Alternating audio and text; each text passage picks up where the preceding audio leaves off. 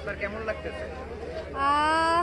এক বছর আসলে অনেক একটা হেক্টিক একটা ফিল আছে, মিক্সড একটা ফিলিংস আছে।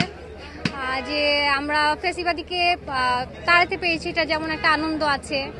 তার পাশাপাশি আমার শহীদ ভাইদের রক্তের বিনিময়ে যে আমরা স্বাধীনতাটা পেয়েছি, তাদের হত্যার বিচারটা এখনো আমরা ওইরকমভাবে কার্যকরী কোনো কিছু দেখতে পাইনি, তাই ওইটার জন্য একটা কষ্ট লাগা আছে। তো সব মিলে একটা মিক্সড ফিলিংস আর কি। তো নতুন যে বাংলাদেশ, আমাদের এই নতুন বাংলাদেশে একজন সাধারণ নাগরিক হিসেবে আপনার কি কি প্রত্যাশা বা কি কি চাওয়া? কি চাওয়া, আমি হচ্ছে আমাদের যে স্বাধীনতাটা আমরা 17 বছর পরে এসে আমরা একটা বাক স্বাধীনতা ফিরে পেয়েছি মোটামুটি।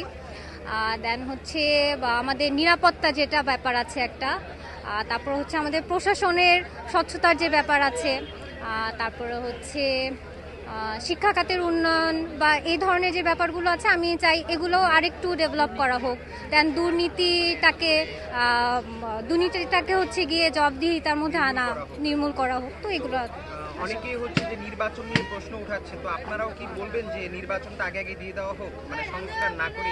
না, এটা আসলে প্রথম থেকে কাম্য ছিল না যে এই চাওয়াটা আসলে এখন পর্যন্ত দেশে যাওয়া অবস্থা, সেটার দিক চিন্তা করে আসলে নির্বাচনটা এখন দেওয়াটা আমার কাছে মনে হয় যে ভিত্তিহীন একটা ব্যাপার। সংস্কার না করে আসলে দেশটাকে এখন যে অবস্থা, এই অবস্থাতে নির্বাচন দিলে আসলে যারা ক্ষমতায় আসবে তারাও বা কতটুকু কি কাজ করতে পারবে আমার আর কি ধারণা নেই, বুঝে আসে না আর কি এটা।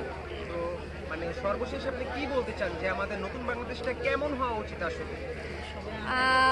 আমাদের এই যে গণ অভ্যুত্থানটার মাধ্যমে হচ্ছে কি আমাদের মধ্যে যে একটা ইউনিটি তৈরি হয়েছে সকল ব্যাপারে, আমি চাই এটা যাতে মানে থাকুক, অলওয়েজ সব ধরনের ব্যাপারে ইউনিটিটা থাকুক, আমি আসলে এটাই চাই।